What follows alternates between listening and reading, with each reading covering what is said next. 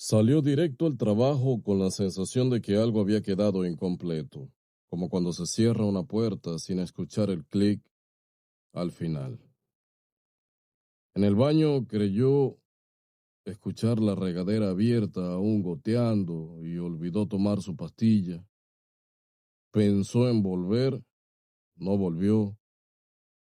Caminando solo por la calle que daba a la estación del tren, escuchando su música clásica para poder lidiar con el mundo exterior, cosa que normalmente hacía hasta que el paisaje a su alrededor se volvía una nebulosa. No era la primera vez, pero ese día tuvo la impresión, algo incómoda, de que no era un olvido cualquiera. Era habitual que en sus insomnios lo hiciera olvidar algunas cosas, se olvidaba de sí mismo para dormir, y naturalmente debe ser así, olvidarse de uno y de todo, hacerse el dormido hasta dormirse. Al salir a la calle, el mundo parecía exactamente igual, demasiado igual. Sin embargo, algo estaba fuera de lugar, no en las cosas, pero sí en algo muy profundo de él, en la forma en que las cosas lo miraban. Llegó a la oficina a la hora correspondiente, saludó a quienes siempre debía saludar, ocupó su escritorio, encendió la computadora, abrió el primer correo del día, olvidó algunas cosas, y a su lado estaba Marta, recién llegando, acomodándose el día en su asiento de trabajo ergonómico, como la muerte, que acompaña a morir cada día haciendo las cosas que hay que hacer. Ese día la turbina de los aires centrales estaba mal. Ruidos que resonaban en sus oídos. Él intentaba concentrarse, pero la sensación de la regadera goteando en su baño, las turbinas del aire, todo esto seguía martillándole la sien. Además, la pastilla olvidada le secaba la boca. Marta tecleaba a su lado y el sonido de sus uñas contra el plástico era una sinfonía casi hipnótica. Él giró la silla levemente para observarla. Estaba pálida, concentrada en el monitor, como si estuviera a punto de desmayarse en la luz azulada de la pantalla. Deberíamos hacer una pausa, Marta, dijo él, frotándose los ojos. Ella dejó de teclear, pero no giró la cabeza, en cambio bajó la vista hacia sus propias manos, apoyadas sobre el teclado, observando cómo temblaban sobre cada letra. Sí, una pausa, respondió ella. Pero el sonido vibró directamente en la garganta de sus pensamientos. La miró a los ojos y sintió verse reflejado en ella, tan cansada como todos, con los labios resecos. Él miró un blister vacío en el escritorio de Marta y de pronto sintió el sabor intensamente químico y amargo de la medicina disolviéndose en su propia lengua. La memoria corporal de algo que no había tomado. La sensación que tenemos de ver a alguien tomándose algo helado en medio del calor, un vacío en el centro del estómago. Pensó que ella estaba sintiéndose mal por algún motivo y que debía ayudarla o al menos conversar con ella. Y en el comedor se sentó a su lado, se miraron y poco a poco ella fue recuperando el rubor de su rostro después de unos cuantos sorbos de jugo. Y la conversación fue simple, como cualquier diálogo en la hora de descanso laboral. ¿Cuántos años llevas en la empresa?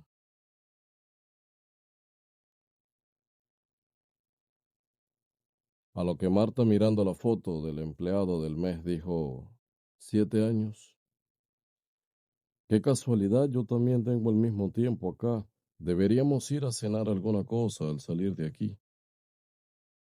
Está bien, dijo Marta con la vergüenza del no atravesada entre las cejas. A eso de las 8 de la noche se encontraron en el parque que daba al frente de los restaurantes. ¿Lasaña o pizza? Pues la segunda. La elección les pareció natural y sin embargo más tarde él no recordaría haber decidido nada. Él estaba sentado frente a ella con las manos casi rozándose sobre el mantel, intentando mantener la compostura. Había dicho algunas cosas simples, palabras iniciales, que todavía no rompían el hielo, pero que permiten que dos desconocidos se acerquen al borde de algo. Sin embargo, él ya no escuchaba del todo el contenido exacto de la conversación, porque algo en su exterior se había comenzado a desplazar hacia su interior. Marta no era solamente hermosa, había una belleza rara, una forma de inteligencia silenciosa, una serenidad que volvía insuficiente cualquier adjetivo inmediato. La luz rozaba su rostro y parecía demorarse allí, favoreciendo la línea de su cuello, la delicadeza de sus labios, la expresión de sus ojos, donde habitaba una mezcla extraña de lucidez y distancia. Cada vez que ella sonreía, el espacio entero parecía ordenarse alrededor de ese gesto. Era una sonrisa capaz de desarmar cualquier defensa. Él sintió entonces ese desconcierto que solo produce en ciertas personas cuando irrumpen en la vida con belleza, y le pareció injusto seguir hablando de asuntos triviales frente a una mujer así, tan dueña de su presencia, tan naturalmente puesta en el mundo. Quiso decir algo memorable, algo digno de aquel instante, pero las palabras se le quedaron pequeñas. Y todo lo que pensaba sonaba pobre en comparación con lo contrario. La comida llegó, pero a él le resultó irrelevante. Sus pensamientos tan pobres lo llevaban a la pastilla que había olvidado, puesto que ya pasaba casi una hora. Debía volver rápido a casa para tomarla. Se despidieron y quiso olvidar esa escena mientras tomaba el trayecto a casa. Al llegar, cansado, pensó que era posible que ella se fijara en él y que debía ser recíproco. Eso deseaba con gran emoción, y poco a poco fue quedando dormido y soñó verla, hablando en esa misma mesa, en el mismo restaurante, con los cuchillos resplandecientes, con sus manos más cerca de su cuello, presionándola hasta hacerla buscar aire, y sus cabellos le cubrían el rostro congestionado, con las comisuras labiales llenas de fluidos y sin respirar. Se despertó aterrorizado de aquella pesadilla. Fue directo a la cocina, bebió un poco de agua mientras miraba los cuchillos colgados, alineados al frente, y los contempló excesivamente. Tomó su pastilla y por fin pudo dormir.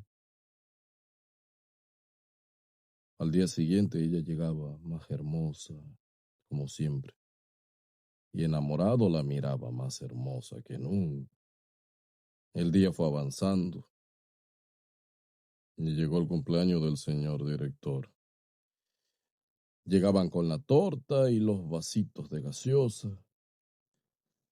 A la hora de cortar el pastel, Marta tuvo el honor de ir apresuradamente a buscar el cuchillo. Él fue tras de ella como gesto de ayuda y de regreso se miraron en el pasillo, unos segundos de silencio de por medio entre ambos. Y a la espera, los invitados al final del corredor Mientras ella miraba el cuchillo, él le sonreía. Y por un momento pensó, ¿cómo sería clavarle ese cuchillo al pastel y descubrirlo hecho de frutos rojos? El jefe introducía el cuchillo en un vaivén de movimientos donde ambos sincronizaban sus miradas como una danza.